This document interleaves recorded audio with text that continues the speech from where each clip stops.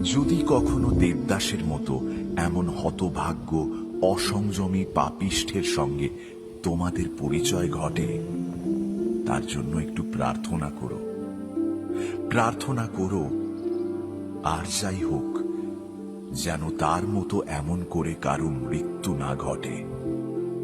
মরণে ক্ষতি নেই, কিন্তু সেই শেষ সময়ে যেন স্নেহের একটু স্পর্শ তার কপাল ছুঁয়ে যায়, যেন একটা করুণ স্নেহময় মুখ দেখতে দেখতে তার জীবনের অন্ত হয়। মরবার সময় যেন কারো এক ফোঁটা চোখের জল দেখে মরতে পারে হাজার হাজার দেবদাস। ইহকালে নাই বা হলো, পরকালে দিও দেখো।